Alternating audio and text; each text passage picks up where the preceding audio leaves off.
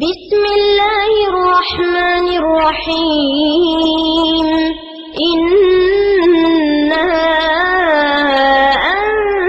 أنزلناه في ليلة القدر وما عليكم ورحمة الله وبركاته.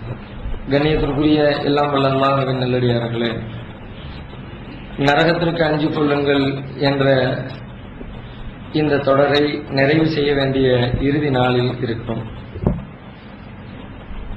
நரகம் குறித்து எச்சரிக்கப்பட்ட பல்வேறு தகவல்களில் இந்த குறைந்த நாட்களில் ஒரு சில குறைந்த செய்திகளை மாத்திரம் நாம் தெரிந்து கொண்டிருக்கிறோம். இன்னும் இதிலே தெரிந்து கொள்ள வேண்டிய எச்சரிக்கப்பட்ட ஏராளமான செய்திகள் நமக்கு பாக்கி இருக்கின்றன, மிச்சம் இருக்கின்றன. ஆனாலும் ஒரு விஷயத்தை பற்றிய முழுமையான அறிவு என்பது அதற்கு நேர் எதிரான தகவல்களை புரிந்து கொள்வதிலே தான் இருக்கிறது. அரபியில ஒரு பழமொழி ஒன்று சொல்வார்கள், தொஹரஃபுல் அஷியாவு பி அலுதாதிஹா. ஒரு பொருளை அதனுடைய நேர் முரண்பாடுகளை கொண்டுதான் முழுமையாக அறிந்து கொள்ள முடியும். எந்த ஒன்றாக இருந்தாலும் நிழலின் அருமை தெரிய வேண்டும் என்றால் வெயிலை பற்றிய புரிதல் இருக்க வேண்டும். பிறந்ததிலிருந்து எப்ப பார்த்தாலும் சுகமா ஏசி ரூமுக்குள்ள இருந்தவருக்கு கண்டிப்பா வெளியில இருக்கிற மற்ற விஷயங்கள் ஏசியினுடைய அந்த அருமை தெரியாது.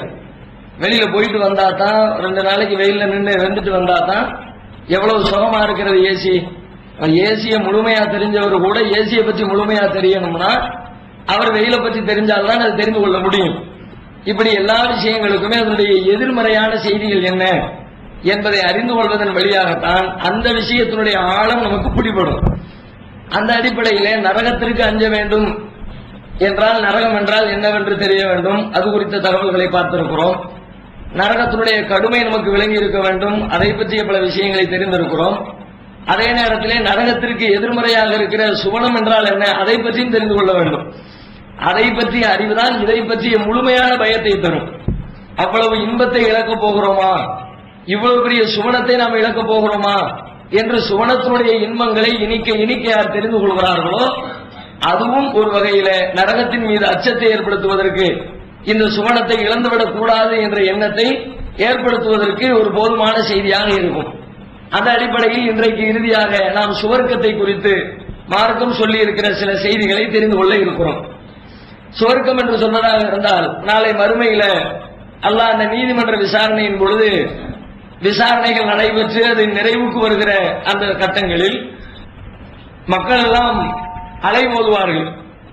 அவங்களுடைய அந்த இயலாமையை, அவங்களுக்கு ஏற்பட்டிருக்கிற அந்த துக்ககரமான நிகழ்வுகளை போக்கிக் கொள்வதற்காக ஒவ்வொரு மனிதர்களிடத்திலாவது ஒவ்வொரு இறை தூதர்களிடமாவது போய் யாராவது தங்களுக்காக வேண்டி ரெக்கமெண்ட் பண்ண மாட்டார்களா, அல்லாஹ்விடத்துல பரிந்து பேச மாட்டார்களா அப்படின்னு மக்கள் எதிர்பார்த்து ஓடுவார்கள்.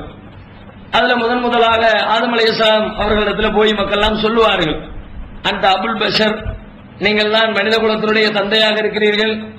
கலக்கல்லாஹு பியதிஹி, அல்லாஹ் தன்னுடைய கரத்தால் உங்களை படைத்திருக்கிறான். உங்களிலே தன்னுடைய ரூஹை, உயிரை அல்லாஹ் ஊதி இருக்கிறான். அமரல் மலாயிகத ஃபஸஜது, மலக்குமார்களுக்கு கட்டளையிட்டான், அவர்கள் அனைவரும் உங்களுக்கு பணிந்திருக்கிறார்கள். இப்படி ஏராளமான சிறப்புகளை கொண்டிருக்கிற நீங்கள் எங்களுக்காக அல்லாஹ்விடத்திலே பரிந்து பேசக்கூடாதா? எங்களுக்கு ஏற்பட்டிருக்கிற இந்த கெடுதியிலிருந்து எங்களுக்கு இறைவனிடத்திலே ரெக்கமெண்ட் பண்ணக்கூடாதா என்று மக்கள் எல்லாம் ஆதம் அலைஹிஸ்ஸலாம் அவர்களிடத்திலே சொல்வார்கள். அப்ப ஆதம் அலைஹிஸ்ஸலாம் சொல்வார்கள், முடியாது. ஏனென்றால் என்னுடைய இறைவன் கலிப ரப்பி கல்பன் ஷதீதா, என் இறைவன் இன்றைக்கு கடுமையான கோபத்திலே இருக்கிறான். லம் யக்லப கபலஹு மிஸ்லஹு, இதற்கு முன்னால் ஒரு நாளும் அவன் இப்படி கோபப்பட்டதில்லை. வலம் யக்லப பஅதஹு மிஸ்லஹு, இதற்கு பிறகும் கூட ஒரு நாளும் இப்படி அவன் கோபப்பட போவதும் இல்லை. அப்படிப்பட்ட ஒரு கடுமையான கோபத்தில் இறைவன் இருக்கிறான். ஏனென்றால் நீதிமன்ற விசாரணை நாளின் பொழுது எல்லா மனிதர்களுடைய கணக்கு வழக்குகளும் பரிசீலிக்கப்படுகிற தருணம். இறைவன் உலகத்திலே மனிதர்களுக்கு எத்தனையோ வாய்ப்புகளை வழங்கி இருக்கிறான். அத்தனை வாய்ப்புகளையும் பல பேர் வீணாக்கிவிட்டு மறுமையில் நிற்கிற பொழுது வாய்ப்புகளை கொடுத்த இறைவனுக்கு கோபம் வரத்தானே செய்யும். ஒரு ஆசிரியர் மாணவர்களுக்கு பாடம் நடத்துகிறார். அவர் எப்படியெல்லாம் அவர்களுக்கு கற்றுத்தர முடியுமோ அப்படியெல்லாம் கற்றுத்தருகிறார். நேர காலம் எல்லாம் பார்க்காம அவங்களுக்கு சிரமப்பட்டு ஒரு தடவைக்கு 100 தடவை அவர்களை படித்து கொடுத்து எப்படியாவது இவனை முதல் மதிப்பெண் எடுக்க வைத்து விட வேண்டும் அப்படிங்கிற மாதிரி கடுமையா பிரயாசப்பட்டு ஒரு வேலை பார்க்கிறார். எல்லாம் எக்ஸாம்லாம் முடிஞ்சிருச்சு. முடிஞ்ச பிறகு ரிசல்ட் எடுத்து பார்த்தா 0 வாங்கியிருக்கலாம் மாணவன். ஆசிரியருக்கு எப்படி இருக்கும்? இவனுக்கா இவ்வளவு சிரமப்பட்டோம், இவ்வளவு காலத்தை நேரத்தை நம்ம செலவழிச்சு இவனுக்காக வேண்டி எப்படி முட்டமா இருக்குவாங்கிறதுக்கு தான் இவனுக்கு நம்ம அல்லும் பகலும் கஷ்டப்பட்டோமா என்று கண்டிப்பாக ஒரு ஆசிரியருக்கு கோபம் வரும். அதை விட கடுமையான கோபம் இறைவனுக்கு வருவதற்கு நியாயம் இருக்கிறது. ஏனென்றால் ஒரு மனிதன் வெற்றி பெறுவதற்கு, சுவர்க்கத்தை அடைவதற்கு என்னென்ன வழிகள் எல்லாம் உண்டு, எல்லா வழிகளையும் இறைவன் திறந்து லேசாக திறந்து வந்திருக்கிறான். லேஸ் என்று சொன்னால் அதை சொல்வதற்கு வார்த்தைகளே இல்லை, அந்த அளவிற்கு எளிதாக சின்ன சின்ன அற்பமான காரியங்களை செய்தால் கூட அதன் வழியாகவாவது மனுஷனை சொர்க்கத்துக்கு அனுப்பிட முடியுமா என்றெல்லாம் ஒரு மனிதனுடைய தனிப்பட்ட வாழ்க்கைக்காக பல்வேறு நன்மைகளை அள்ளி அள்ளி இறைவன் வழங்கி இருக்கிறான். ஒருவன் தனக்காக செய்து கொண்டிருக்கிற செலவு, அவன் கஷ்டப்பட்டு சம்பாதித்து அவனுடைய வயிற்று பசிக்காக வேண்டி செலவழித்தால் அந்த செலவை செலவழித்ததற்காக வேண்டி அவனுக்கு நன்மை தருவதாக இறைவன் சொல்கிறான். நான் ஏன் சாப்பாட்டுக்கு, என்னுடைய உடைக்கு, என்னுடைய தங்குமிடத்திற்கு, என்னுடைய மனைவி மக்களுக்கு, என்னுடைய சொந்த பந்தங்களுக்கு என்று என்னுடைய சுயநலத்திற்காக வேண்டி நான் செலவழிக்கிற செலவினங்களுக்கு கூட இறைவன் நன்மையாக கணக்கிட்டு நீ நன்மையை வச்சுக்க, எதற்கு தர வேண்டும்? இப்படி எல்லாம் நன்மை வழங்காவிட்டால் மனிதன் ஜெயிக்க முடியாது. அவன் செய்கிற தவறுகள் பாவங்கள் அவனை மிகைத்துவிடக் கூடும். அதனால் தேவையற்ற காரியங்களுக்கும் எதற்கு நன்மை வேண்டும் என்று மனிதன் எதிர்பார்க்க மாட்டானோ, இதுக்கெல்லாம் நன்மை தரணுமா என்று மனிதன் கேட்பானோ, அப்படிப்பட்ட விஷயங்களை கூட தேர்வு செய்து நன்மைகளை வழங்கி இறைவன் நமக்கு பல்வேறு வாய்ப்புகளை கொடுத்திருக்கிறான். அவ இவ்வளவு வாய்ப்புகளை வழங்கியதற்கு பிறகும் அதற்கு பிறகு ஒரு மனிதன் தேரவில்லை என்று சொன்னார், செஞ்சிருக்கிற காரியங்கள் முழுவதுமே நரகத்திற்குரிய காரியங்களாக செய்திருந்தால் கடுமையான இறைவனுக்கு கோபம் வருவதற்கு நியாயம் இருக்கிறது. ஆதம் அலைஹிஸ்ஸலாம் சொல்லுகிறார்கள், என் இறைவன் கடுமையாக கோபத்தில் இருக்கிறான். இன்னைக்கு இருக்கிற மாதிரி கோபத்தில் இதுவரைக்கும் இருந்ததில்லை. உலகம் படைச்ச நாள்ல இருந்து அவன் ஆதியில இருந்து இருக்கிறானே, அன்றிலிருந்து ஒரு நாள் கூட இறைவன் இப்படி கோபப்பட்டதில்லை. இதற்கு பிறகு இந்த நீதிமன்ற விசாரணை முடிந்து சொர்க்கவாசிகள் சொர்க்கத்திற்கு, நரகவாசிகள் நரகத்திற்கு எல்லாம் பிரிந்து போனதுக்கு பிறகு கூட அவனுக்கு இவ்வளவு கோபம் இருக்காது. ஆனால் இன்றைக்கு அப்படிப்பட்ட கடுமையான கோபத்திலே இருக்கிறான். எனவே நான் என் இறைவனிடத்திலே பரிந்து பேச முடியாது. இன்னும் சொல்ல போனால் நானே இறைவனிடத்தில் மன்னிப்பை எதிர்பார்த்து இருக்கிறேன். அவனுக்கு ஒரு பாவத்தை செய்து விட்டேன், ஒரே ஒரு காரியத்தை செய்யாதே என்று இறைவனுக்கு தடுத்தான். அல்லாஹ் ஆதம் அலைஹிஸ்ஸலாத்துக்கு போட்ட கட்டளை என்ன? நம்ம மரத்தின் பக்கம் நெருங்காதே. உங்களுக்கு மற்றவங்களுக்காக நூற்றுக்கணக்கான கட்டளைகள் இருக்கிறது. அதை செய்யக்கூடாது, இது செய்யக்கூடாது, அது சாப்பிடக்கூடாது, இது சாப்பிடக்கூடாது, இப்படி வாழக்கூடாது, நிறைய கட்டளைகள் இருக்கிறது. ஆனால் ஆதம் அலைஹிஸ்ஸலாத்திற்கு ரொம்ப ரொம்ப கம்மி இருக்கிறதுலே ஒரே ஒரு கட்டளை தான், நீங்கள் இந்த மரத்தின் அருகிலே நெருங்காதீர்கள். அப்படி அல்லாஹ் ஒரே ஒரு கட்டளை போட்டான். அந்த கட்டளையை ஃபாலோ பண்ணாம பாதியா வந்து நிக்கிற எந்த முகத்துல போய் நின்றுகிட்டு அல்லாஹ்விடத்துல உங்களுக்காக நான் ரெக்கமெண்ட் பண்ணுவேன், என்னால முடியாது, எனவே நீங்கள் வேறு இறை தூதர்களிடத்திலே செல்லுங்கள் என்று வேறு நபியை பார்த்து கை காட்டி விடுவார்கள். அங்கிருந்து நூஹ் நபி இடத்துல வருவாங்க, அவங்களும் இதே மாதிரி முடியாதுன்றவாங்க. அவங்க தங்களுடைய இயலாமையை சொல்லி அல்லாஹ்விடத்துல நான் அவர் கேட்கக்கூடாது துவாவை செஞ்சுட்டேன், அல்லாஹ் அருமை ஐயா மேல கோபத்துல இருக்கிறான், எனவே வேற இடத்துல போங்க. இப்ராஹிம் நபி இடத்துல வருவாங்க. இப்ராஹிம் நபி சொல்லுவாங்க, நான் என் வாழ்க்கையில 3 தடவை பொய் சொல்லிட்டேன். என்ன சொல்றாங்க? இப்ராஹிம் அலைஹிஸ்ஸலாம் வாழ்க்கையில 3 தடவை பொய் சொல்லிட்டாங்களாம். அப்ப நம்ம என்ன லெவல்ல இருக்கோம்னு யோசிக்க வேண்டியதா? வாழ்க்கையில 3 தடவை, வாழ்க்கையிலங்க ஒரு வாரத்துல இல்ல, ஒரு நாளையில இல்ல, ஒரு மணி நேரத்துல இல்ல, மொத்த வாழ்க்கையில நான் 3 தடவை பொய் சொல்லிவிட்டேங்க.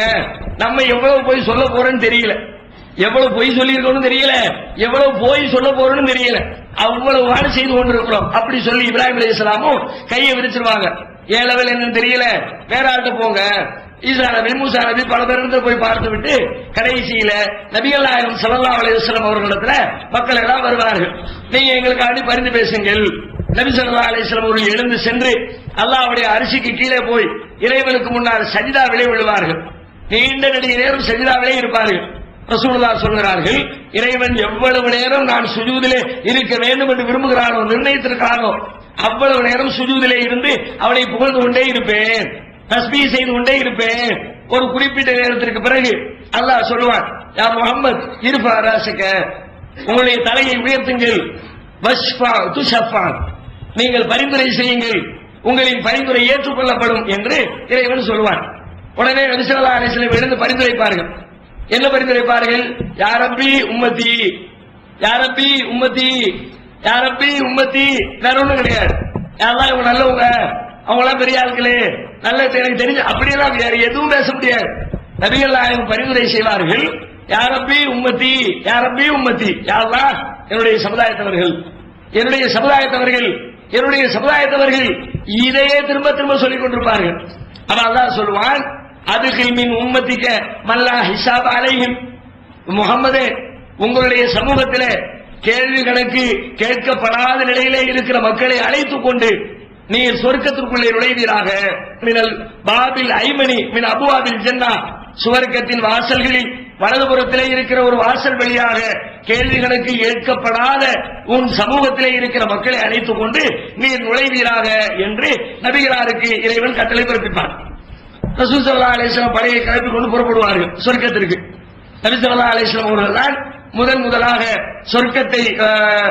சொர்க்கத்திற்கு செல்கிற மனிதராக நபிகளார் இருப்பார்கள். ஆனால் அங்க என்ன பிரச்சனை? தீர்ப்பு சொல்லப்பட்டு விட்டது, அழைச்சிட்டு போங்க எல்லாம் சொல்லிட்டான். கிளம்பி வந்தா தூரத்துல சொர்க்கம் இருக்கும், பக்கத்துல நரகம் இருக்கும்.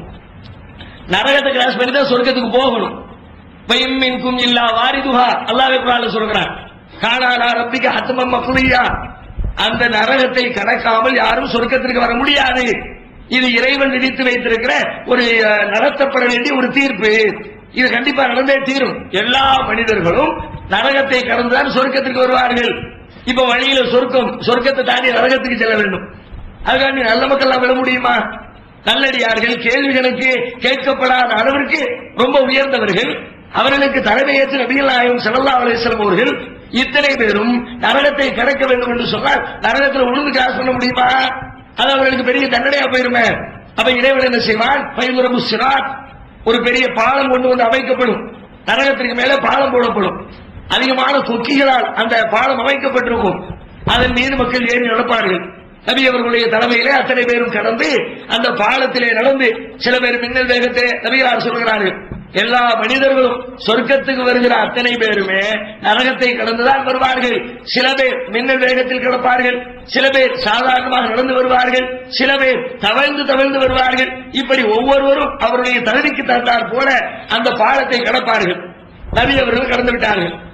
அவங்களோட பின்னாடி வர அந்த பெரிய பட்டாளமும் கடந்து விட்டது. கடந்து சொர்க்கத்தின் வாசலுக்கு வந்து ஆகிவிட்டது. வாசல் ரசூலுல்லாஹ் சொல்கிறார்கள், நான் தான் மறுமையிலே முதலாக சொர்க்கத்தின் வாசல் கதவை தட்டுவேன். டக் டக் டக் தட்டுறாங்க ரசூலுல்லாஹ். கதவு காவலாளி ஓபன் பண்றார். யாருங்க? அவர் ரசூலுல்லாஹ் சொல்லாம, நான் நீங்க யார்? ஆனா முஹம்மது, நான் தான் முகம்மது. அப்படியா? உங்களுக்காகத்தான் நான் வாசல் திறக்க வேண்டும், உங்களை தவிர வேறு யாருக்கும் வாசல் திறக்க கூடாது என்று எனக்கு கட்டளையிடப்பட்டிருந்தது. இதோ உங்களுக்காக திறந்து தருகிறேன் என்று வாசல் கதவை திறப்பார். நபிகளார் சொர்க்கத்துக்குள்ளே நுழைவார்கள். முதல் ஆள் ஃபர்ஸ்ட். இது கூட ரசூலுல்லாஹ்வுக்கு ஒரு கிரேடு. என்ன கிரேடு? எதையுமே ஒரு நல்ல வியாபார ஸ்தலங்கள், எத்தனையோ நல்ல மக்களுடைய பயன்பாட்டுக்குரிய இடங்களை பொறுத்த வரைக்கும் அதை திறந்து வைக்கிறதுக்கு ஒரு பெரிய விசேஷம் நடக்கும். அப்ப அதுல ஒரு சிறப்பு கெஸ்ட் ஒருத்தர் கூப்பிடுவாங்க, அவருடைய முன்னிலையில திறப்பார்கள். அப்ப சுவர்க்கத்திற்கு ஆதி முதல் அந்த வரைக்கும் உலகத்திலே பிறந்து வளர்ந்து மரித்த அத்தனை மனிதர்களும் உள்ளே நுழைவதற்கு முதல் கருவியாக திறந்து வைக்கிறவராக நபிகள் நாயகம் ஸல்லல்லாஹு அலைஹி வஸல்லம் அவர்களை அல்லாஹ் நியமித்து சுவர்க்கம் திறக்கப்பட்டு விட்டது. மக்கள் உள்ளே நுழைகிறார்கள். ஃபர்ஸ்ட் டீம் வந்துருச்சு. அதற்கு பிறகு ஒவ்வொருவராக வருவார்கள். உள்ள வருகிற பொழுது ஃபர்ஸ்ட் மனிதர் மட்டும்தான் கதவை தட்டி திறந்து வர்றதுலாம். அதுக்கு பிறகு வர்றவங்களுக்கு கதவை தட்டுறது கூட அல்ல நேரம் கொடுக்க மாட்டான். அது கூட ஒரு பெரிய, அது வரைக்கும் காக்க வைக்கணும். முதல் மனிதருக்கு ஒரு சிறப்பு தருவதற்காக வேண்டி வாசலை தட்டி உள்ள வர வச்சாலாம். அடுத்து வர ஆளுக்கெல்லாம் டோர்லாம் க்ளோஸ் பண்ணி இருக்காரு. லஹும் ஜன்னாத்து அத்னின் முஃபத்தஹத்தன் லஹுல் அப்வாப், அவர்களுக்கு திறக்கப்பட்ட வாசல்களை கொண்டிருக்கிற சுவர்க்கம் இங்கே உண்டு. மற்றவங்க எல்லாரும் வருவாங்க, வர வர கதவு திறந்துகிட்டே இருக்கும்.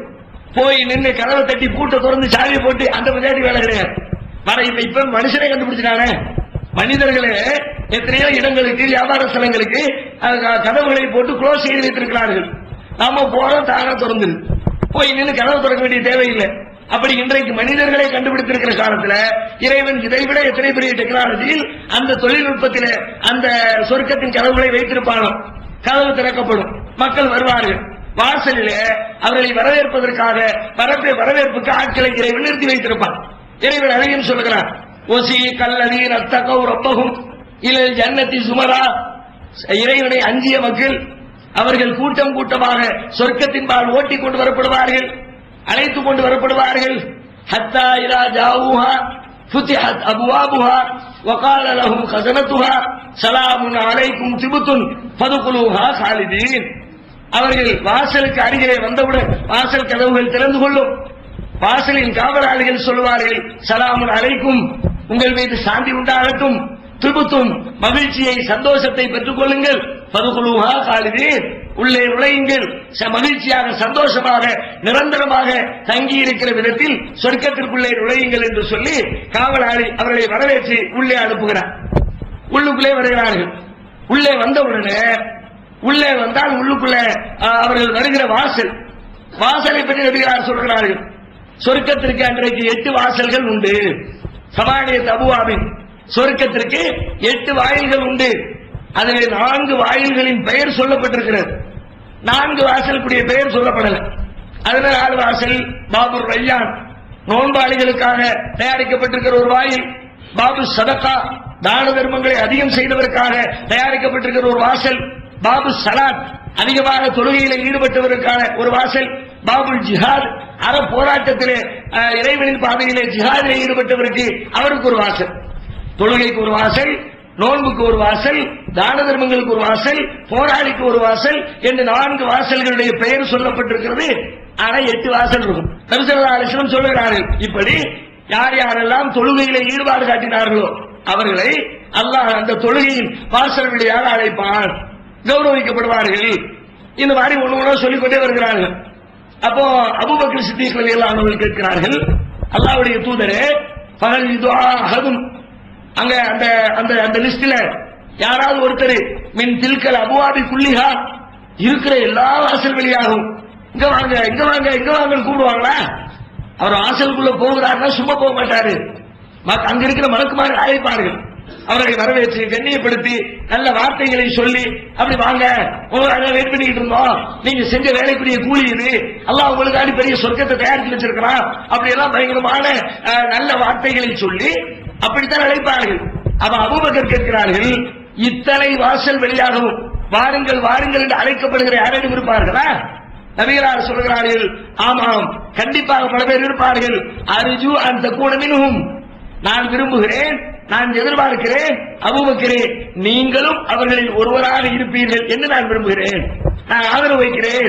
8 வாசல்கள் வழியாக அபூபக்கர் இங்க வாங்க இங்க வாங்க இங்க வாங்க என்று வழக்குவார்கள். எல்லாரும் போட்டி போட்டுக் கொண்டு அபூபக்கரை நாளை மறுமையிலே அழைக்க இருக்கிறார்கள் என்று நபி ஸல்லல்லாஹு அலைஹி வஸல்லம் அவர்கள் வந்து சொல்கிறார்கள். வாசலை கடந்து உள்ளே சென்றால் உள்ளே பல்வேறு விதமான தரஜாக்கள், அந்தஸ்துகள். அது எத்தனை அந்தஸ்து சொல்லப்படவே இல்லை, ஏராளமான அந்தஸ்து, பல்வேறு படித்தளங்கள். ஒவ்வொரு மனிதனுடைய நன்மைக்கு தகுந்தாற் போல ஏராளமான படித்தளங்களை இறைவன் வைத்திருக்கிறான். அதுல போராட்டத்திற்கு சென்றவர்கள் இருக்கிறார்களே, போராளிகள், அல்லாஹ்வுடைய பாதையிலே போர் புரிந்தவர்கள், இந்த போராளிகளை பற்றி நபியார் சொல்கிறார்கள், இன்னபில் ஜன்னத்தின் தரிஜத்தன், சுவர்க்கத்திலே 100 அந்தஸ்துகள் இருக்கிறது. அத்தல்லாஹு லில் முஜாஹிதீன ஃபீ ஸபீலில்லாஹ், அவைகளை அல்லாஹ்வுடைய பாதையில் போர் புரிந்தவர்களுக்காக தயாரித்து வைத்திருக்கிறான். அல்லாஹ்வுடைய பாதையில் போர் புரிந்த போராளிகளையே 100 பங்கா பிரிச்சு 100 அந்தஸ்தை தரம் பிரித்து அதுல ஒவ்வொருவரையும் ஒவ்வொரு கேட்டகரி, பெரிய அளவுல போரிட்டவர் யாரு, வீரதீரமா போரிட்டவர் யாரு, சின்ன அளவுல போரிட்டவர் யாரு அப்படின்னு அந்த போராளிகளையே 100 விதமாக தரம் பிரித்து 100 தரஜாக்களை 100 அந்தஸ்துகளை நாளை மறுமையிலே சுவர்க்கத்திற்குள்ள அல்லாஹ் வைத்திருக்கிறான் சொல்லிட்டு சொல்றாங்க. அதுல ஒரு அந்தஸ்து இருக்கிறது, ஒரு சுவர்க்கம் இருக்கிறது, ஃபிர்தௌஸ் என்ற பெயரிலே ஒரு சுவனம் இருக்கிறது. நீ பைதா சாழ்த்துமுல்லாஹ் ஜன்னா, நீங்க அல்லாஹ்விடத்திலே சுவர்க்கத்தை வேண்டும் பொழுது, அல்லாஹ் எங்களுக்கு சொர்க்கத்தை கொடுத்து துஆ செய்வீங்களா? அப்ப மொட்டையா சொர்க்கத்தை தான் துஆ செய்யாதீங்க, ஃபஸாலுஹுல் ஃபிர்தௌஸ், யா அல்லாஹ் எங்களுக்கு ஃபிர்தௌஸ்ங்கிற சொர்க்கத்தை தான் என்று நீங்கள் கேளுங்கள். ஏன்? அல்லாஹ் இருக்கிற சொர்க்கத்திலே ரொம்ப உயர்வான சொர்க்கம், அங்கிருந்துதான் எல்லா சொர்க்கத்திற்கும் தண்ணீர் சப்ளை, அங்கிருந்துதான் ஆறுகள், எல்லா ஆறுகளும் ஊற்றெடுக்கிற இடம் ஃபிர்தௌஸ் என்ற சொர்க்கம் தான். அதைத்தான் அல்லாஹ் சிறந்த சொர்க்கமாக வைத்திருக்கிறான். எனவே நீங்கள் ஃபிர்தௌஸை கேளுங்கள் என்று அதையும் நபிகளார் வலியுறுத்துகிறார்கள். அப்ப சொர்க்கத்தில் பல்வேறு அந்தஸ்துகள், பல்வேறு தரஜாக்கள், பாகுபாடுகள், மேல உள்ளவர் கீழே உள்ளவர் என்ற வித்தியாசம் இருக்கிறது என்பதையும் நம்ம இந்த ஹதீஸிலிருந்து புரிந்து கொள்ள முடிகிறது. அடுத்து உள்ளே வந்தவர்கள் அதனுடைய பிரம்மாண்டத்தை பார்க்கிறார்கள். மகிழ்ச்சி, சொர்க்கம் என்றாலே மகிழ்ச்சி தாங்க. மகிழ்ச்சி என்றால் ஒரு மனுஷனுக்கு என்னென்ன வழிகளில் எல்லாம் மகிழ்ச்சியை தர முடியுமோ, எப்படியெல்லாம் அவனை சிரிக்க வைக்க முடியுமோ, எப்படியெல்லாம் மனுஷனை சந்தோஷப்படுத்த முடியுமோ, எல்லா வழிகளையும் சொர்க்கவாசிகளுக்கு அல்லாஹ் திறந்து வைத்திருப்பார். முதலில் அதனுடைய விசாலத்தை பார்ப்பார்கள். அதென்ன விசாலம், எப்படி இருக்கும்? சொர்க்கத்தினுடைய அளவை பற்றி இறைவன் சொல்லுகிறான். சாபிகு இலா மகுஃபிரத்தின் மிர் ரப்பிக்கும் வ ஜன்னத்தின் அர்லுஹா கஅர்லி ஸமாஇ வல் அர்த் உஇத்தத்தில் அல்லதீன ஆமனு பில்லாஹி வ ருசுலிஹி ذلك فضل الله يؤتيه من يشاء والله ذو الفضل العظيم. சாபிகு இலா மகுஃபிரத்தின் மிர் ரப்பிக்கும் வ ஜன்னah, உங்களில் இறைவனுடைய மன்னிப்பின்பாலும் அவன் தயாரித்து வைத்திருக்கிற சுவர்க்கத்தின்பாலும் விரைந்து செல்லுங்கள், முந்திக் கொண்டு செல்லுங்கள். ஏனென்றால் அந்த சுவர்க்கத்தினுடைய அகலம் எப்படி இருக்கும் என்றால் அருளுஹா கஅர்லி ஸமாஇ வல் அர்த், வானம் பூமி அளவிற்கு சுவர்க்கம் என்பது விசாலமானது. இதை கற்பனை பண்ண முடியாது. ஏன்னா நம்ம வானத்தை பத்தி ஏற்கனவே பார்த்தோம். வானம்னா என்ன, வானத்துடைய அளவு என்ன, பூமியுடைய அளவு கேளுங்க, விஞ்ஞானிகள் கரெக்டா சொல்வார்கள். பூமி எவ்வளவு வெயிட் இருக்குது, எவ்வளவு உயரம் இருக்கு, எவ்வளவு அகலம் இருக்குது, வித்தை எவ்வளவு, எல்லாவற்றையும் துல்லியமாக கணக்கிட்டு உலகத்திலே விஞ்ஞானிகள் சொல்லுகிறார்கள். வானத்துடைய அளவு எவ்வளவு? வானம் என்றைக்கு வெடித்து கிளம்பியதோ, இந்த பிரபஞ்சம் என்றைக்கு உடைந்ததோ, என்றைக்கு உருவானதோ, அன்றிலிருந்து ஒவ்வொரு நாளும் ஏறத்தாழ நாம் இருக்கிற இந்த பால்வீதி மண்டலம் மாத்திரமே 9 லட்சம் கிலோமீட்டர் வேகத்திலே வானம் விரிந்து கொண்டே இருக்கிறது. ஒரு மணிக்கு 9 லட்சம் கிலோமீட்டர் வேகத்தில் உலக படைப்பு இருக்கிற, அது படைப்பு நின்று கொண்டே இருக்கிறது. முடிஞ்சிருச்சு இல்ல, இன்னும் போய்கிட்டே இருக்கு, போய்கிட்டே இருக்கு, போய்கிட்டே இருக்கு, போய்கிட்டே இருக்கு. எல்லாம் போய் சேர்ந்து ஃபைனல் ஆகுமே, அப்பதான் கணக்கெடுக்க முடியும் வானம் என்பது எவ்வளவு பெருசு இருக்குது. எத்தனையோ பல மில்லியன் ஆண்டுகளுக்கு முன்னால் பூமி வானம் எல்லாம் சிதறி உருவாக ஆரம்பித்தது. அன்றிலிருந்து இன்றைக்கு வரைக்கும் இத்தனை லட்சம் கிலோமீட்டர் வேகத்தில் இவ்வளவு தூரம் வானம் விரிவடைந்து கொண்டே செல்கிறது என்று சொன்னால் வானத்தின் அளவு எப்படிப்பட்ட பிரம்மாண்டம். இறைவன் சொல்லுகிறான், ஜன்னத்தின் அருளுஹா கஅர்லி ஸமாஇ வல் அர்த், இறைவன் வைத்திருக்கிற வானத்தின் அகலம் என்பது வானத்தின் அகலம், பூமியின் அகலம். இறைவனுடைய சுவர்க்கத்துடைய அகலம் அவ்வளவு பிரம்மாண்டம். கற்பனைக்குள் எத்தனை யோசித்து பாருங்கள், எவ்வளவு சிந்தித்து பாருங்கள். இறைவன் வைத்திருக்கிற சுவர்க்கத்தை பற்றி நம்முடைய சிந்தனைக்குள்ளே 100% கொண்டு வந்து நிறுத்த முடியவே முடியாது. சரி, உள்ளே வருகிறோம். அத்தனை பிரம்மாண்டமான சொர்க்கத்திற்குள்ளே நுழைந்தால் சொர்க்கம் என்றால் என்ன? முதலிலே சொர்க்கம் என்றால் என்ன என்று கேட்டால், சொர்க்கம் என்பதற்கு குர்ஆன் சொல்லுகிற வார்த்தை ஜன்னத். ஜன்னத் என்றால் தோட்டம், பசுமை. எங்கு பார்த்தாலும் பச்சை பசேலென போர்வை விரித்து மரங்கள், செடிகள், காய்கள், கனிகள் என்று மலர்கள் அனைத்தும் பூத்து குலுங்குகிற ஒரு தோட்டத்தை தான் இறைவன் சொர்க்கமாக நமக்கு தர இருக்கிறான். ஏன்? இயற்கையில மனிதனுக்கு அவனுடைய உள்ளம் எதை ஆசைப்படுகிறது என்று சொன்னார், ஒரு மகிழ்ச்சிக்கு, ஒரு சந்தோஷத்திற்கு பச்சை பசுமையான இடங்களை தான் மனிதனுடைய உள்ளம் ஆசைப்படுகிறது. இப்ப நமக்கு சம்மர் லீவ் வருகிறது, மே மாசம் ஒரு மாசம் லீவு, அதை நல்ல மகிழ்ச்சியா சந்தோஷமா கொண்டாடணும். எப்படி அதை செலவழிப்பது? அதற்காக நாம் தேர்ந்தெடுக்கிற இடங்கள் என்ன? நேரா சவுத் ஆப்பிரிக்கா போய் சஹாரா பாலைவனத்துல ஒரு மாசத்துக்கு டென்ட் அடிச்சு தங்கிட்டு வந்துருமா? அல்லது ராஜஸ்தான்ல போய் பாலைவனத்துல ஒட்டகத்தோடு ஒட்டகமா காஞ்சிட்டு வந்துருவோமா? நாம எந்த இடத்தை தேர்வு செய்யணும்? அவங்களுடைய கெப்பாசிட்டி தகுந்த மாதிரி. ஊட்டிக்கு போவோமா, கொடைக்கானல் போவோமா, சுவிட்சர்லாந்து போவோமா, நயாகரா போவோமா? அதுல என்ன? அதுல பசுமை. ஊட்டியில என்ன பசுமை? வேற என்ன இருக்கிறது? அங்க போறவங்களுக்கு பிரியாணி போட்டல பார்சல் பண்ணி சும்மா சும்மா வெளியே கொடுக்குறாங்க. எங்கு பார்த்தாலும் பசுமை போட்டிய மரங்கள், செடிகள், கொடிகள், காய்கள், கனிகள், பார்ப்பதற்கு ரம்மியம். மனிதனுடைய மகிழ்ச்சி தோட்டங்களில் இருக்கிறது. இறைவன் மகிழ்ச்சிக்கு அடிப்படையாக தோட்டத்தையே நமக்கு தருகிறார். தோட்டத்துக்குள்ளே நுழைகிறோம். உள்ளே நுழைந்தால் தோட்டத்தில் என்னவெல்லாம் இருக்கும்? எல்லாம் இருக்கும். நம்ம தோட்டத்தில் என்னவெல்லாம் பார்க்கிறோமோ அதெல்லாம் சுவர்க்கத்து தோட்டத்திலே இருக்கும். அடிப்படையாக தோட்டம் என்றால் மரங்கள் இருக்க வேண்டும். மரம் இல்லாத இடம் தோட்டம் கிடையாது. அங்கே மரம் இருக்கும். மரத்தை பற்றி நபிகளார் சொல்கிறார்கள், உங்களுக்காக இறைவன் தயாரித்திருக்கிற அந்த சுவர்க்கத்திலே ஒரு மரம் இருக்கும். இன்னதில் ஜன்னத்தில ஷஜரத்தன், சுவர்க்கத்திலே ஒரு மரம் உண்டு. அந்த மரம் எப்படிப்பட்ட மரம் என்று சொன்னால், யசீரு ராக்கிபு ஒரு பயணி பயணத்தை மேற்கொள்வான், அதனுடைய நிழலிலே நடப்பான், பயணத்தை துவக்குவான். எவ்வளவு தூரம் நடப்பான்? 100 ஆண்டு காலம் நடப்பான். நடப்பான் நடப்பான் நடப்பான் நடப்பான் நடந்துகிட்டே இருப்பான். இன்னைக்கு நடந்தா, நாளைக்கு நடந்தா, ஒரு வாரம் நடந்தா, ஒரு மாசம் நடந்தா, ஒரு வருஷம் நடந்தா, 100 ஆண்டு காலம் ஒருவர் பயணிக்கிறார். லாயக்கத்தாருகா, ஆனாலும் அந்த மரத்தின் நிழல் முடிவடைந்திருக்காது. முடியவே முடியாது. கற்பனை பண்ணுங்க, யோசிச்சு பாருங்க. அப்படின்னு சொல்லவே எப்படி சொல்ல? 100 வருஷம் நடந்து ஒரு மரத்தை மனிதன் சந்தித்து இருக்கிறானா? அதுவும் ஒரு ஹதீஸ்ல வருகிறது, நடந்து பயணிப்பதில்லையா.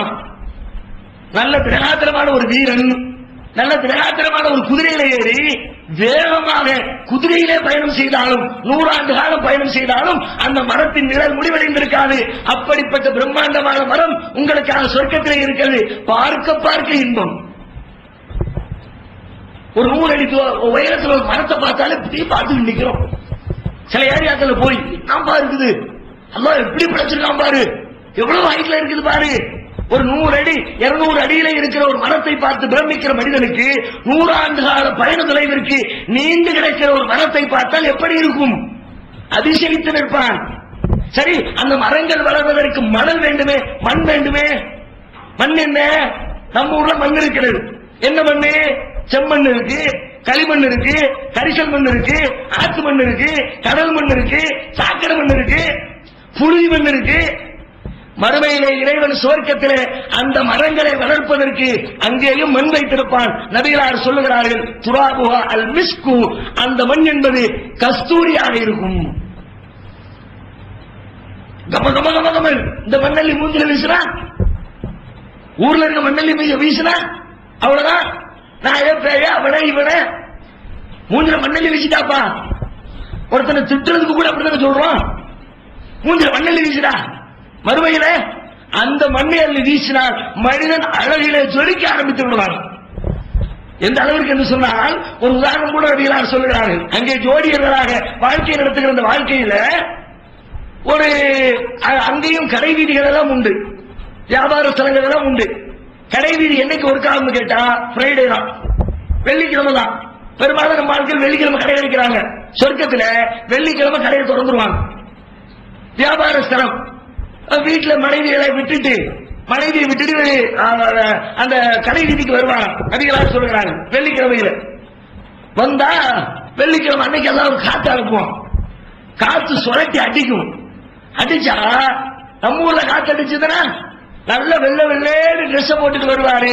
நல்ல ஒரு காத்தடி விழுந்துச்சா புழுதி படர்ந்து கண்ணங்கரைன்னு வீட்டுக்கு திரும்பிடுவார். ஆனா இவரு போகிற பொழுது ஒரு மாதிரி போறாரு, அடிக்குது காத்து, கிடக்கிற மண்ணை பூரா அள்ளி ஒரு மூஞ்சில வீசுது. தலையில, முகத்துல, ஆடையில எல்லாம் அப்படியே அந்த மணல் பரவி விடுகிறது. அந்த மணலை பரவியதற்கு பிறகு வீட்டுக்கு திரும்புகிறார். வீட்டிலே இருக்கிற ஜோடிகள் அவரை பார்த்து கேட்பார்களாம், என்ன எங்களோடு இருக்கிற பொழுது இருந்ததை விட போய்விட்டு திரும்புகிற பொழுது இப்படி ஜொலிக்கிறீர்களே? உடனே அவரு கமாண்ட், எப்படி நீங்களும் தான் அப்படி இருக்கிறீங்க? இவர் சொல்றார், நபிகளார் சொல்கிறார், அன்தும் ஜமாலன் ஹுஸ்னன், நீங்களும் தான் அழகாக இருக்கிறீர்கள், நீங்களும் தான் கவர்ச்சியாக இருக்கிறீர்கள். அப்படியானால் சுவர்க்கத்துடைய மண்ணுடைய தன்மை எப்படி? அப்படிப்பட்ட ஒரு மண். அதற்கு பிறகு அங்கிருக்கிற சீதோஷ நிலையை குர்ஆன் சொல்லுகிறது. லா யரவுன ஃபீஹா ஷம்ஸன் வலா ஸம்ஹரீரா, அங்கே அவர்கள் சுட்டெரிக்கின்ற சூரியனையும் காண மாட்டார்கள், அவர்களை வாட்டி வதைக்கின்ற கடுமையான குளிரையும் காண மாட்டார்கள். அப்படியே ஒரு இதமா. அதனால வேணும் நமக்கு. எதுக்கு வீட்டுல ஏசிய போடுறோம்? அது ஒரு மீடியமா இருந்துகிட்டே இருக்கும். ஒரு 25 டிகிரி செல்சியஸ் டெம்பரேச்சர்ல அப்படி கூலா பாடி இருந்துகிட்டே இருந்துச்சா சுகமா இருக்கும். வெளியில வந்தா கச கச என்னையா இருக்குது. ஒரு 35 டிகிரி செல்சியஸ் வெப்பத்தை தாங்க முடியல. உடனே ஏசிய போடு, ரொம்ப காத்த போடு, விசிறிய போடு, ஃபேன போடு. அங்கே இறைவன் மனிதனுடைய இந்த எதிர்பார்ப்பை பூர்த்தி செய்வார். லா யரவுன ஃபீஹா ஷம்ஸன், சூரியனை காண மாட்டார்கள். வலா ஸம்ஹரீரா, அவர்களை வாட்டி வதைக்கின்ற கடும் குளிரையும் காண மாட்டார்கள். இதம் இதம் இதம். காத்து அடிச்சுன்னா வாங்கிட்டே நம்ம காத்து வாங்குறதுக்கு கடற்கரைக்கு போவோம். போயிட்டு வரும்போது பிசு பிசுன்னு ஒட்டும் மேனியெல்லாம். எதுக்கு? உப்பு காத்து மேல போட்டுருச்சுல அங்க. அப்படியா? நறுமணம் இங்க போயிட்டு கொஞ்சம் வேர்த்துச்சுன்னா வேர்வை நாத்தம், அங்க போய் வேர்த்தால் வியர்வை மனம். சுவர்க்கத்தில் அங்கே மனம் கிடையாது, ஜலம் கிடையாது, வியர்வைகளில் கூட நாற்றம் கிடையாது, நறுமணமாக கஸ்தூரியாக வியர்வை வெளிப்படும் நபிகளார் சொல்லுகிறார்கள். அப்ப அப்படிப்பட்ட மணல், அப்படிப்பட்ட தண்ணீர், அப்படிப்பட்ட மரம், அது மாதிரியான ஒரு சீதோசன நிலை, இப்படியான அந்த ரம்மியமான சூழலுக்கு இடையில அவர்கள் தங்கள் இன்பத்தை பெருக்கிக் கொள்வதற்காக அற்புதமான மாளிகைகள், எவ்வளவு பெரிய தோட்டம் துறவா இருந்தாலும் நடுவுல ஒரு சூப்பரா ஒரு வீடு கட்டணும்ல, அப்பதானே குடியிருந்து உள்ள இருந்து அப்படி கண்ணாடியை போட்டு விட்டு வெளியில பார்க்க முடியும். அப்படிமா ஆட்சி பார்வையில லாட்சி, பெரிய பெரிய லாட்சிகளை, வியாபார ஸ்தலங்களை கட்டுவார்கள். எப்படி?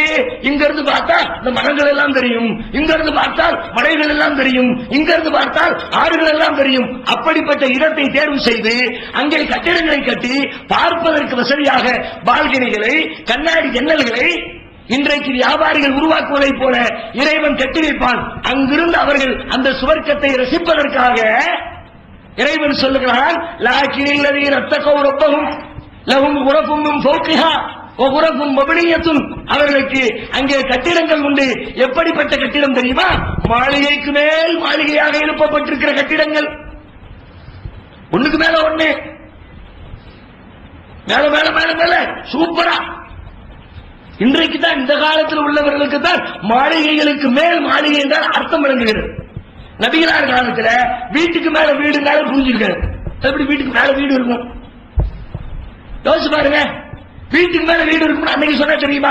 வீடுனா வீடு, வீட்டுக்கு மேல பிடிப்பா வீடு. அன்றைய காலத்துல டெக்னாலஜி இல்லை. இன்றைக்கு வீடு, வீட்டுக்கு மேல வீடு, வீட்டுக்கு மேல வீடு, வீட்டுக்கு மேல வீடு. வீடு மட்டுமா வச்சிருக்கான்? வீட்டுக்கு மேல கடையை வச்சிருக்கான், வீட்டுக்கு மேல பிளைட் இறங்குறதுக்கு ஒரு ஹெலிகாப்டர் ஸ்தலத்தை வச்சிருக்கான், வீட்டுக்கு மேல பெரிய பிளே கிரவுண்ட் வச்சிருக்கான், வீட்டுக்கு மேல உலகத்தையே வச்சிருக்கான். பூமியில என்னத்தெல்லாம் வச்சிருக்காங்க அதெல்லாம் வீட்டுக்கு மேல தூக்கி வச்சிருக்கான். வறுமையில இறைவன் அப்படிப்பட்ட மாளிகைகளை உங்களுக்கு எழுப்பி தருவான். இன்னும் நபிகளார் விளக்குகிறார்கள், அந்த வீட்டிற்கு உள்ளே இருந்து பார்த்தால் வெளியே தெரியும், வெளியே இருந்து பார்த்தால் உள்ளே தெரியும். அப்படியானால் நாம் பார்க்கின்ற கண்ணாடிகளை போல, கண்ணாடிகளை செஞ்சிருப்பானா வேற என்ன மெட்டீரியலையும் செஞ்சிருப்பானு தெரியாது, ஆனால் கண்ணாடிகளை போன்று இறைவன் மாளிகைகளை உங்களுக்காக தயாரித்திருக்கிறான். எத்தனையோ ஹதீஸில் வருகிறது, நபிகளார் மேராஜுக்கு சென்றிருந்த பொழுது ஒரு மாளிகையை பார்க்கிறார்கள். யாருடைய மாளிகையை கேட்கிறார்கள்? உமர் இப்னு கத்தாபுடைய மாளிகை. நபிகளாருக்கு பதில் சொல்லப்படுகிறது. நபிகளார் சொல்லுகிறார்கள், நான் பார்த்தேன், உமருடைய மாளிகை எனக்கு காட்டப்பட்டது. நான் அவருடைய ரோஷத்தை கருதி மாளிகைக்குள்ளே செல்லாமல் வந்துவிட்டேன். நம்ம வீட்டுக்குள்ள ஏன் கேட்கக்கூடாத அப்படின்றதுக்காக வேண்டி நான் போகலங்கிறாங்க. உமர் அழுதுட்டாங்க. அல்லாஹ்வுடைய தூதரே, நான் ரோஷக்காரன் தான், நான் மறுக்கிறேன், ஆனா நீங்க போனா அது எனக்கு கோபத்தை தருமா? நீங்க போகாம வந்தது எனக்கு வருத்தத்தை தருகிறது என்று உமர்கள் எல்லாம் சொல்லுகிறார்கள். அப்ப சுவர்க்கத்திலே மாளிகைகள் உண்டு. மாளிகை வீடு கட்டுறதுக்கு தானே வராத பாடுபடுற மனுஷன். மദ്രാസുக்குள்ள ஒரு 200 அடி, ஒரு 300 ஸ்கொயர் ஃபீட்ல இடம் கிடைக்கிறாங்க, ஒரு வீடு கட்டிட மாட்டோமா? எத்தனை பேருடைய கனவு. அல்லாஹ் சொன்னபடி இறையச்சத்தோடு வாழ்ந்து வாருங்கள், நீ நினைக்கின்ற கற்பனைகளை எல்லாம் தாண்டி மாட மாளிகைகளை தயாரித்து வைத்திருக்கிறேன் என்று இறைவன் சொல்லுகிறார். வீடு முடிஞ்சுதா? வந்தாச்சு, மரத்தை பார்த்தாச்சு, கிளைமேட் அனுபவிச்சாச்சு, வீட்டுக்குள்ள குடியேறியாச்சு. வீட்டுக்குள்ளே வந்ததற்கு பிறகு அவர்களுடைய பசி போக்குவதற்கு உணவு வேண்டுமே, உணவு தரப்படும். எப்படிப்பட்ட உணவு? உலாய்க்கலகும் ரிசுக்கும் ஆளும். புதுசா வித்தியாசமான உங்களுக்கு உணவு தர மாட்டாங்க, அறியப்பட்ட உணவுகள் தரப்படும். அப்படின்னா ஏற்கனவே நீங்க தெரிஞ்சு வச்சிருக்கிற சாப்பாடு தான் வரும். உங்களுக்கு பருப்பானத்தை பார்த்து பார்த்து பழக்கமா பருப்பானம் வரும், ரசத்தை பார்த்து பார்த்து பழக்கமா ரசம் வரும், பிரியாணியை பார்த்து பார்த்து பழக்கமா பிரியாணி வரும். என்ன மாதிரி சாப்பாடை பார்த்து பழகி இருக்கிறீங்களோ அந்த சாப்பாடு தான் வரும். உடனே பல பேருக்கு கேள்வி வந்துடும், என்னடா இது சொர்க்கம் நானுவா, அங்கேயும் கூட்டிட்டு போய் நம்ம ஊர் பர்ச்சேஸ் தானா, டிஃபரெண்டா வெரைட்டியா தர வேண்டாமா? வெரைட்டியா தரலாம் தான், ஆனா புது இடத்துல போய் வெரைட்டியா கொடுத்தா திங்க மாட்டான். வெளியூருக்கு போங்களேன், நீங்களே சைனாவுக்கு போங்களேன், சைனாவில் போய் நம்ம ஊர்ல இருக்கிற வெரைட்டி அங்க கிடைக்கவே, அங்க டிஃபரெண்ட் வெரைட்டி. சைனா ஹோட்டல்ல போய் உட்கார்ந்தீங்கன்னா ஹோட்டலுக்கு பேக் சைட்ல அங்க இந்த ஜூ வச்சிருப்பாங்க, மிருகக்காட்சியில பாம்பு இருக்கும், பள்ளி இருக்கும், குரங்கு இருக்கும், நாய் இருக்கும், நரி இருக்கும், எல்லாம் இருக்கும். அங்க போய் இந்த குரங்கு வேணும் செலக்ட் பண்ணி கொடுத்துட்டீங்கன்னா குரங்கு ஜூஸ் ரெடி 1/2 மணி நேரத்துல குடிப்போமா? டிஃபரெண்ட் தான், வித்தியாசமான. என்னடா இது நம்ம ஊர் சாப்பாடு ஒண்ணுமே காணும். தமிழ்நாட்டு ஹோட்டலு வேறு நாடுகளில் அமோகமா ஓடுறீங்க. தமிழ்நாட்டுக்காரனா போய் திங்கிறான். அரபு நாடுகள்ல தமிழ்நாட்டு ஹோட்டல் இருக்குது, அமெரிக்காவில் தமிழ்நாட்டு ஹோட்டல் இருக்குது. ஏங்கிற அமெரிக்காவுக்கு போனோம்னா அமெரிக்கா சாப்பாடு திங்க வேண்டியதானே? திங்க மாட்டான். எப்படி இருக்குன்னு தெரியலையா, ருசியா இருக்கும் என்னமோ, காசு கொடுத்து ரொம்ப இருக்கக்கூடாது அப்படின்னு சொல்லிட்டு நம்ம ஊர் சாப்பாடு எங்க இப்படி தெரியும். ஹோட்டலே கிடைக்கலையா, ஒரு பழத்தை வாங்கி ஒரு வாழைப்பழத்தை திம்போம். சில இடங்கள்ல பழம் கூட கிடைக்காது, டிஃபரெண்டா பழம் இருக்கும். அந்த ஊர்ல என்ன பழம் விளையுதோ அதை வச்சிருப்பான். இவன் நம்ம ஊர் வாழைப்பழத்துக்காக வேண்டி 4 கிலோமீட்டர் கிடப்பான். ஒன்னையும் திங்க முடியலங்க, எதை வச்சா நாட்கள் இறங்க மாட்டேங்குது. நம்ம ஊர் சாப்பாடு இல்ல, அதுக்குதான் அல்லா வச்சிருக்கான் உலகிலும் ரிசுக்கும் நானும் அறியப்பட்ட உணவுகளை தருவோம். அதற்காக நீங்கள் அறிந்த உணவைத்தான் உண்ணுகிறீர்கள் என்று பொருள் இல்லை. உணவை பார்த்தா அறிந்த உணவு மாதிரி இருக்கும், உள்ள போனா அதுக்கப்புறம் தான் தெரியும் இது நம்ம அறிந்தது இல்லையே, பார்க்கிறதுக்கு அது மாதிரி இருக்குது. அல்லாஹ் சொல்லுகிறான் குல்லமா ருசிக்கும் மின்ஹாவின் சவர்த்தி ரிசுகன். அவர்களுக்கு அங்கே பழங்களை கனிவர்க்கங்களை உணவாக கொடுக்கப்படுகிற பொழுது, ஒவ்வொரு தடவை கொடுக்கிற பொழுதும் அவர்கள் சொல்லுவார்களாம் ருசுக்குனா மின் கபுல். எப்பா இப்ப தானே தின்ன இத அப்படின்னு ருசுக்குனா மின் கபுல். ஒரு ஆப்பிள் பழத்தை கொடுத்துருக்காங்கன்னு வச்சுக்கோங்க, ஆப்பிள தின்னுட்டோம், கொஞ்ச நேரம் ஆச்சு, வயிறு பசிச்சுது, அடுத்து நெக்ஸ்ட் அப்படின்னோம், திரும்பவும் நெக்ஸ்ட் ஆப்பிள் பழம் வந்துருச்சு. இல்ல இவன் சொல்லுவாங்க ருசுக்குனா மின் கபுல். இப்ப தானே ஆப்பிள் தின்ன, திரும்ப ஒரே ஆப்பிள் உடனே சாப்பிடப்பா, எல்லாத்தையும் சாப்பிடப்பா, திரும்ப ஒரே சாப்பிட முடியுமா? ஊருக்குள்ளே மாத்தி வீட்டம்மா பாட்டி வதச்சு அதை செய் இதை செய்ய, அந்த டிவி பாரு இந்த டிவி பாரு, அவங்களும் என்னத்தை எல்லாம் பார்த்தாங்க. சமையல் குறிப்புகள் என்ன, புத்தகங்கள் என்ன, பொம்பளைங்க எந்த புக்கு படிக்கிறாங்களோ இல்லையா, சமையல் குறிப்பு புக்கு பல பொம்பளைங்க உட்கார்ந்து படிக்காங்க. ஏன் வீட்டுக்காரருக்கு நாக்கு ருசியா செஞ்சு குடிப்போமே. அந்த பாடுபடுத்திட்டு வந்திருக்கிறேன், சொர்க்கத்துல வந்து உட்கார்ந்தவன இப்ப தான் தின்ன, திரும்ப சாப்பிட. எப்ப நீ சாப்பிடு, வேற வழி இல்லாம அங்க கிடைப்பானா? கடித்தால் கடித்த உடனே தெரியும், இது பாக்குறதுக்கு தான் ஆப்பிளப்பா, ஆனா தின்ன ஆப்பிள் இல்லையே. ஒரு பக்கம் கடிச்சா பாதாமையும் பிஸ்தாவையும் குழைச்சு ஊத்துற மாதிரி ஒரு டேஸ்ட், இன்னொரு பக்கம் கடிச்சா பாலையும் தேனையும் மிக்ஸ் பண்ண மாதிரி ஒரு டேஸ்ட், இன்னொரு பக்கம் கடிக்கிற பக்கங்களில் எல்லாம் விதவிதமான சுவை. இறைவன் சொல்லுகிறான் பார்ப்பதற்கு ஒன்று போல் தெரிகிற உணவுகள் தரப்படும். பார்ப்பதற்கு தான் ஒரு மாதிரி இருக்கும். ஏன் புதுசா தந்தாலும் நீங்க மாட்டேங்கிற, சரி பழசுதான் கையில கொடுத்துருவோம், சின்ன பிறகு இது வேற போல இருக்கு, பாக்குறதுக்கு தான் நம்ம பழைய சரக்கு, உள்ளுக்குள்ள வேற இருக்குது நினைக்கட்டுமே. கொடுப்பான உணவாக சொல்லுவான் இறைவன் குழு வஸ்ரபு ஹனி அம்பிமா அஸ்ரத்தும் ஃபில் அய்யாமில் காலியா. இந்த நாளுக்காக வேண்டி நீங்கள் முன்னர் செய்து அனுப்பிய அந்த காரியங்களின் விளைவாக இன்றைக்கு நன்றாக சாப்பிடுங்கள், நன்றாக குடியுங்கள்,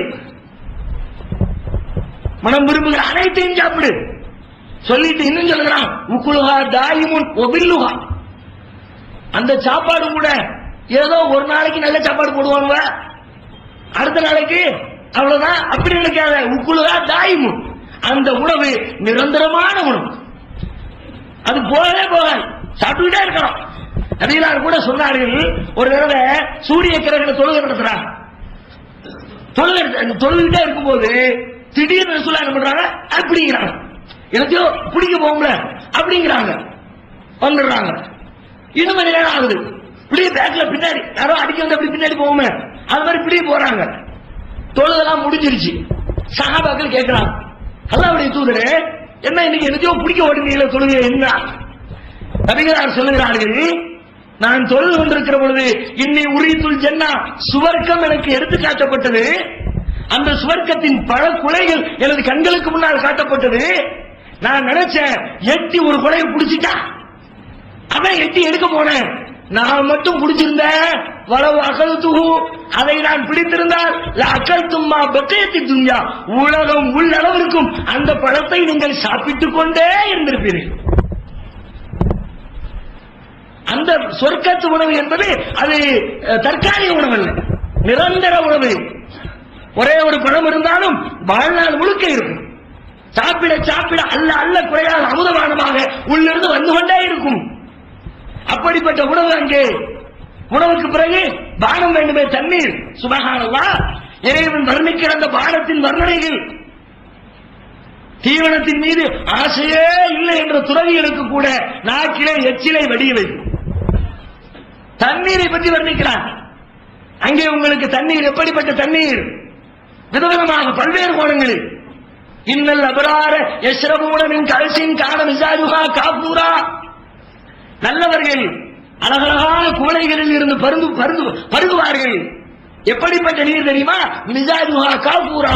அவர்கள் பருகிற அந்த பானத்தில கற்பூரம் கலந்த நிலையில் அல்லாஹ் வைத்திருப்பான். அது எப்படின்னு டேஸ்ட் தெரியல. கற்பூர தண்ணி யாரும் குடிச்ச மாதிரியும் தெரியல. குடிக்க சொன்னாலும் நம்ம குடிப்போமாங்கிறது டவுட் தான் உலகத்துல. கற்பூரத்தை கலந்து கொடுத்தா மறுமையில் அது ஏதோ ஒரு குவாலிட்டி, ஏதோ ஒரு டிஃபரெண்ட். மிஸாஜுஹா காஃபூரா, கற்பூரம் கலந்த தண்ணீர். அது மாத்திரமில்லை, ஜஞ்சபீலா, இஞ்சி கலந்த தண்ணீர். இஞ்சி சாறு, இஞ்சி கூட தெரிந்து கொள்ள முடிகிறது. ஆனா இந்த இஞ்சி அந்த இஞ்சி ஒண்ணு நினைச்சாரு. இங்க பல பேருக்கு இஞ்சி குடிச்சா ஆரோக்கியம்பா, இஞ்சி குடிச்சா உள்ள இருக்கிறது கூட காலி பண்ணி வெளியே கொண்டு வந்துருப்பா, அதனால இஞ்சி குடிப்பான்னு சொன்னா கூட இஞ்சியை தொட மாட்டாங்க. அதனுடைய காட்டம் பல பேரை வாயிலை வைப்பதற்கு தயங்க வைக்கிறது. மறுமையில இறைவன் உங்களுக்கு இஞ்சி சாறு தருவான், ஆனால் விரும்பி விரும்பி குடிக்கிற சாறு. கற்பூர சாறு தருவான், விரும்பி விரும்பி அருந்துகிற பானம். அப்படிப்பட்ட தண்ணீரை தருவான். தண்ணீரோடு மட்டுமில்லை, அந்த தண்ணீர் ஓடும். வர்ணிக்கிறான். மகளுள் ஜன்னத்தில்லத்தி வைதல் முத்தகூன். இரையச்சமுடையவருக்காக வாக்களிக்கப்பட்டிருக்கிற சுவர்க்கம் எப்படிப்பட்டது தெரியுமா? ஃபீஹா அன்ஹாரும் மின் மாயின் கைரி ஆசிரின். அங்கே ஆறுகள் உண்டு, மாற்றமடையாத நீர் ஆறுகள் ஓடும். ஊருக்குள்ளே தண்ணீர் ஆறாய் பெருக்கெடுத்து ஓடுவதை போல உங்களுக்கு மறுமையில் ஆறுகள் ஓடும். ஆனால் அந்த ஆற்று நீர் கெட்டு போகாது, மாற்றமடையாது. உலகத்துல கெட்டு போகாத தண்ணி ஒரு தண்ணி இருக்குதா? தண்ணீர் இருக்கிறது, நல்ல தண்ணிமா. கடையில போய் 1 லிட்டர் 20 ரூபா கொடுத்து வாங்கலாம், பியூரிஃபை, சுத்தப்படுத்தப்பட்ட தண்ணீர். சரிப்பா, வாங்கி பார்த்து அப்படி புரட்டி பார்த்தா அதுக்கு எக்ஸ்பைரி டேட் போட்டு வச்சுப்பாங்க. எக்ஸ்பைரி முடிஞ்சு 6 மாசத்துக்கு பிறகு யூஸ் பண்ணாத அப்படின்னா 6 மாசத்தோட இந்த தண்ணி கெட்டு போயிரும் அர்த்தம். 1 லிட்டர் 20 ரூபா காசு கொடுத்து கடையில போய் வாங்கி குடிச்சா சுத்தமானதுங்கிறா 6 மாசத்துக்கு தான் சுத்தம், 7வது மாசம் அசுத்தம். காலத்திற்கும் சுத்தமான நீர் உலகத்திலே காண முடியவில்லை. இறைவன் சொல்லுகிறான், அங்கே ஆறுகள் உண்டு, அதில் மாற்றம் கிடையாது, கேடு கிடையாது, அசுத்தம் கிடையாது. கார்பரேஷன் வாட்டர் வருது, புடிச்சு ஒரு மாசத்துக்கு வச்சு பாருங்க, வச்சு தண்ணியை பாருங்க, அதான் உள்ளுக்குள்ள இம்மாம் தண்ணி புழு மிதக்க ஆரம்பிச்சிடும், கெட்டு போயிருது. மறுமையில் இறைவன் ஆறுகளை வைத்திருக்கிறார், அந்த நீர் கெடுவதில்லை. அடுத்து சொல்லுகிறான், அன்ஹாரும் லபன் லம் யத்தகய்யர் தாமு. தண்ணீர் ஆறை நீ பார்த்திருக்கிறாய், அதனால் அதை பற்றி சொல்லும் பொழுது ஆச்சரியம் தெரியவில்லை. மறுமையில இறைவன் இன்னொரு ஆறை வைத்திருப்பானோ, பால் ஆறு. பால் ஆறுங்க, பால் ஆறுனா பாலாறுன்னு பேர் வச்சிருப்பான், ஆளுன்னு வச்சிடக்கூடாது. நானும் அப்படிதான் சின்ன பிள்ளைகள் நினைச்சிட்டேன், பாலாறு இருக்குது புத்தாளத்துல மேல இருக்குன்னு சொன்னாங்கன்னு சொல்லிவிட்டு கஷ்டப்பட்டு ஆளு திரும்பி மேல ஏறி பாலாறு பார்த்துருவோம். மேல போனா தண்ணி தான் ஓடும். ஏன்னா பாலாறுனாலுவா, இந்த ஆத்துக்கு பேரு பாலாறு, தேனாறு அப்படிமா. தேனும் இருக்காது, பாலும் இருக்காது. இறைவன் அங்கே வைத்திருக்கிறான், பாலே ஆறாய் ஓடுமப்பா. எப்படிப்பட்ட இன்பம்! இன்றைக்கு பால் குடிக்க விரும்புகிறவர்கள் கூட பால் இருக்கிற விலையில விலை கொடுத்து வாங்கி கொடுக்க முடியல. 5 பேர் இருக்கிற வீட்டுல 1/2 லிட்டர் வாங்கி கூட 2.5 லிட்டர் தண்ணியை ஊத்தி அப்படித்தானே ஓடுது வண்டி. ஏன் 35 ரூபா 40 ரூபா வாங்குறாங்க 1 லிட்டரு? அது முடியுமா? ஏதோ பேச்சுக்குவோம். மறுமையில் அந்த பஞ்சாயத்து எவ்வளவு குடிக்கணுமோ குடி. இன்னும் சொல்வதாக இருந்தால் லம் யத்தகய்யர் தாமுஹு, அதனுடைய சுவையும் கெட்டு போகாது. பால் ஆறுதான், ஆறா ஓடிச்சு மட்டும் பார்க்காத, கெட்டு போகாத பாலாரப்பா. உலகத்திலே ஆறாய் ஓட வேண்டாம், பாக்கெட்ல ஓடட்டும். பாக்கெட்ல ஓடுறது கூட கெட்டு போகாம இருக்குதா? கடற்காத்த வாங்கினா நேர வீட்டுல கூட ஃப்ரிட்ஜில் வைக்கணும். இல்லையா ஓபன் பண்ணி அடுப்புல வச்சு சூடாக்கணும். 2 இல்லாம வெளியே வச்சா அதுக்கப்புறம் சீனியை போட்டு பால் கோலம் கிண்டணும். ஏன்? பால் திறஞ்சு போச்சு, கட்டு போச்சு. மறுமையில் இறைவன் சொல்லுகிறான், லம் யத்தகய்யர் தாமு, சுவை மாறாது, டேஸ்ட் மாறாது, அப்படிப்பட்ட பாலாறு. அடுத்து சொல்லுகிறான், அதுதான் முஸ்லிம்களாகிய நாம் நினைத்து நினைத்து இன்புற வேண்டிய அற்புதமான ஒரு பேராறு. பேராறு இல்லைங்க, பேராறு, பெரிய ஆறு. அது என்ன ஆறு? வஅன்ஹாரும் மின் ஹம்ரின் லஸத்தில் லிஷாரிபின், குடிக்கிறவர்களுக்கு இன்பம் ஊட்டுகிற மது ஆறுகள் எங்கே உண்டு. சரக்கு. அதுவும் பல பேருக்கு டவுட், என்னையா இது சொர்க்கத்துல கொண்டு போய் சாராயத்தை ஊற்றி கொடுத்தாங்களா, நல்ல ஒரு நரகத்துல கொடுத்தாங்கன்னா சாராயம் கெட்டது நரகவாசி குடிச்சாங்களாம், சொர்க்கவாசிக்கு கொண்டு போய் எவ்வளவு ஊற்றி கொடுத்தா. நீங்க அப்படி கவலைப்பட தேவையில்லை. ஏனென்றால் மறுமையில் இறைவன் வைத்திருக்கிற அந்த மது என்பது உலகத்தின் மதுவோடு ஒப்பிட முடியாது. இறைவன் சொல்லுகிறான், லா யுஸத்தஊன அன்ஹா வலா யுன்ஸிஃபூன் லா ஃபீஹா கௌலும் வலா ஹும் அன்ஹா யுன்ஸஃபூன். அந்த மது உங்களின் புத்தியை வேதனைக்க செய்யாது, உங்களுக்கு உடல்களை கெடுக்காது. நம்ம உலகத்துல மதுவை ஏன் குடிக்க கூடாதுங்கிறோம், இதுக்கு தானே புத்தியை வேதனைக்க வச்சிருது. என்ன செய்யணும்னு தெரியல, எங்க படுத்திருக்கோம் தெரியல, வீட்டுல பெட்ரூம்ல படுத்திருக்கிற மாதிரி நாட்ல படுத்திருக்காங்க. பெட்ரூம்ல கதவை பூட்டிட்டு படுத்திருந்தா கொஞ்சம் அசன் மருந்து ஆடை விட அப்படி இப்படி இருந்தா கூட கிடப்பாங்கல்ல, அந்த மாதிரி நினைச்சுக்கிட்டு மேல ஒட்டு துணி இல்லாம நட்ட ரோட்ல கிடக்குறாங்க. எப்படி முடியுது? முடிஞ்சு போச்சு. உள்ள போன நெப்போலியனு 5000 ஜின்னு ரம்மு உள்ள போனவர் செய்த வேலை, மறுமையில் அவர் அந்த வேலையை செய்ய மாட்டாருப்பா. அவனை ஸ்டடியா வச்சிருப்பார். இங்க ஸ்டடிமா 4 பேர் அவனை ஸ்டடி பண்ணுவோம். அங்க ஒண்ணு பைவா அல்லந்த பில்லி சாரிபி, குடிக்கிறவர்களுக்கு இன்பம் தருகிற வெண்ணிற பானம் அது. இன்னும் சொல்லுகிறான், அது கூட எப்படி, ஒரு பக்கத்துல ஆறு, இன்னொரு பக்கத்துல சில பேருக்கு ஆத்துல போனா எடுத்து குடிக்க மனசு வர, அவனுக்குன்னு பிரத்யேகமா வேணும். அதுக்காக என்ன பண்றான், முத்திரையிடப்பட்ட மதுபானங்கள் அவர்களுக்கு.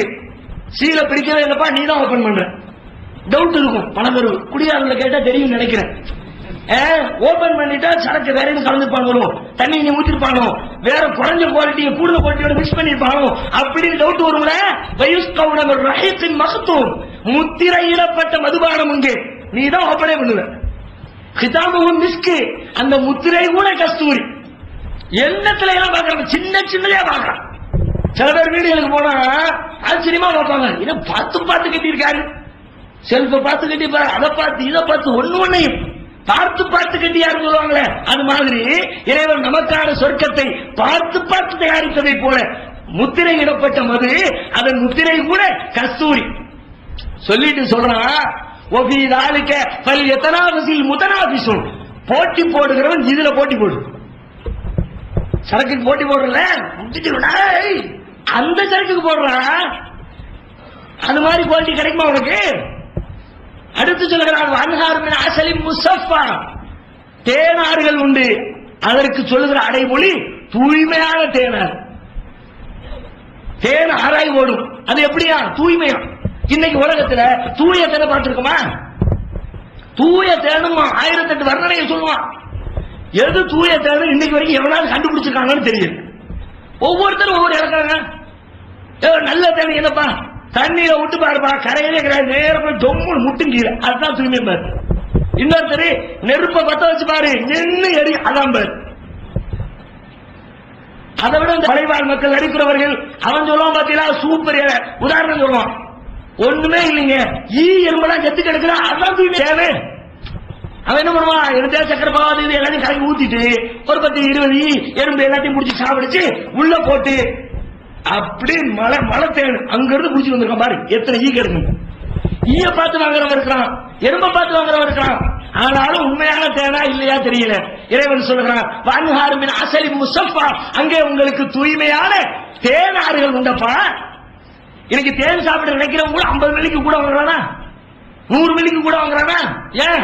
அதுதான் முடியாதுப்பா. நல்ல தேனா இருந்தாலும் விற்கிற ரேட்டுக்கு லேசா டெய்லி காலங்காத்தாலும் தொட்டு நெச்சிக்குவோம் போதும்.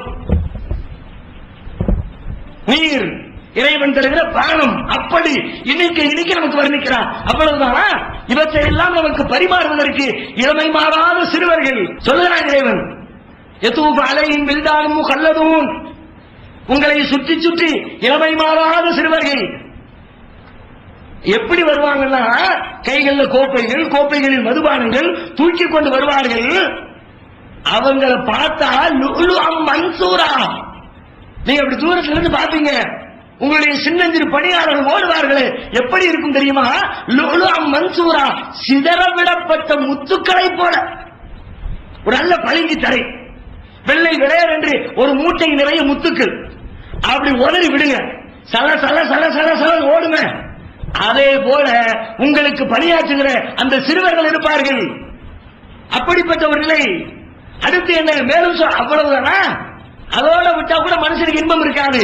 தோட்டத்துக்கு போனோம், நல்ல குளியல போட்டோம், நல்ல சாப்பிட்டோம், நல்ல குடிச்சோம், அதுக்கப்புறம் ஒரு நாள் 2 நாள் தாங்காது. தாங்கணும்னா பக்கத்துல ஒரு ஜோடி வேணும்ல, இல்லாட்டி தாங்குமா? 2 நாள் தான், 3 நாள் தான், 4 நாள், அவ்வளவுதான், ஒரு லிமிட் தான். அதுக்கப்புறம் முடியாது. அப்ப கூட ஜோடி இருந்தா என்றென்றைக்கும் அப்படி நீடித்து கொண்டே இருக்குமே. வர்ணிக்கிறான் இறைவன், உங்களை அங்க சும்மா விட மாட்டோம். வலகும் பீஹா அஸ்வாஜும் முத்தஹரா, சுவர்க்கவாசிகளுக்கு பரிசுத்தமான ஜோடியர்கள் உண்டு. எப்படிப்பட்ட ஜோடியா? பரிசுத்த ஜோடி. உலகத்துல ஜோடி இருக்குது, பரிசுத்தம் யாராவது சொல்ல முடியுமா?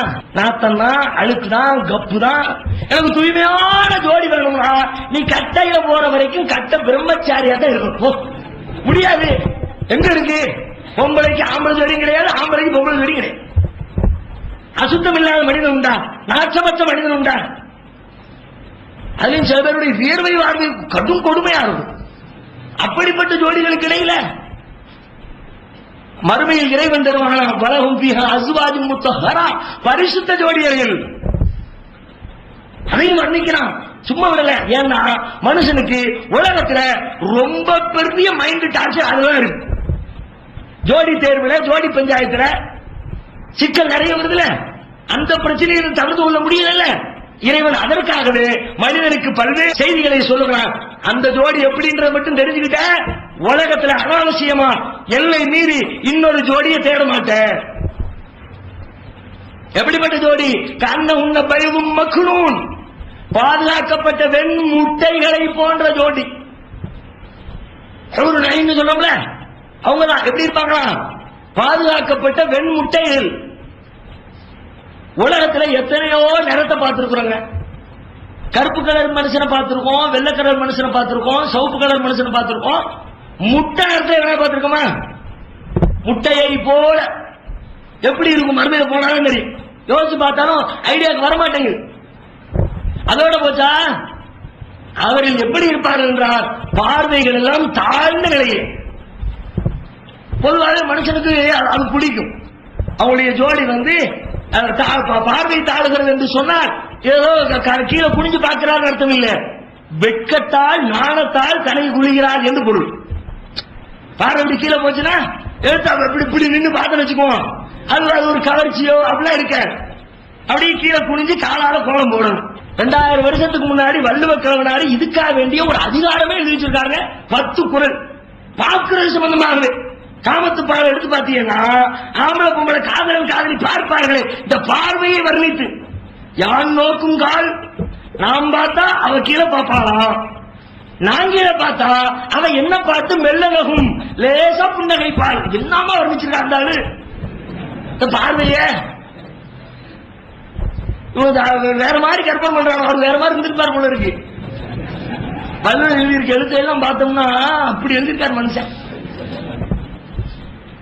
அப்ப இறைவன் வர்ணிக்கிறான் தாழ்ந்த பார்வைகளுடைய பார்வைகளை எப்படி. அது ஒரு ரசனை, ஒன்னொன்னுலயும் ரசனைங்க. அதோட போச்சா அத சும்மா சகட்டு மேடிக்கு அவுத்து விட்டாலும் டேஸ்ட் இருக்காரு. அதனால என்ன பண்ணுவாங்கன்னா ஒவ்வொருத்தருக்கும் ப்ராப்பரா அக்ரிமெண்ட் போட்டு கொடுத்துருவாங்க. ஜப்பஜினாஹும் நாம் அவர்களுக்கு மனமுடித்து தருவோம். சும்மா என்னமோ ஆட்டு வந்த மாதிரி மாட்டு வந்த மாதிரி இருந்துச்சுன்னா எவ்வளவு இருந்தாலும் டேஸ்ட் வேணாம். உலகத்திலே எடுத்துக்கோங்க, சல்லாப பேர் வழி இருப்பாங்க, அவன் கூட எங்க சல்லாபம் பண்ணுவான் பாருங்க. ஓப்பனா இருக்கிறது போகலாம், அதுல விருப்பமே இருக்காது உங்களுக்கு. போ அப்படின்னா அட போயா அங்கிட்ட இங்கிட்டு உடஞ்சு அடம் ஒளிஞ்சு மறைஞ்சு எங்க ஒண்ணு, அதுதான் அவனுக்கு பெருசா தெரியும். அப்ப அதுல ஒரு டேஸ்ட் இருக்கிறதுனால இறைவன் என்ன பண்றான், டோட்டலா விரிச்சு விட்டுறாம உனக்கு இது உனக்கு இது உனக்கு இது அவர்களுக்கு நாம் மனமுடித்து தருவோம். எல்லாத்துக்குமே சொல்றான் குல்லி வாஹிதின் மின்ஹுமா ஜௌஜத்தான். அங்கே ஒவ்வொருவருக்கும் 2 ஜோடிகளை கொடுப்போம். 2 வகையான இன்பம் பெறுவதற்கு 2 ஜோடிகள் வழங்கப்படுவார்கள்.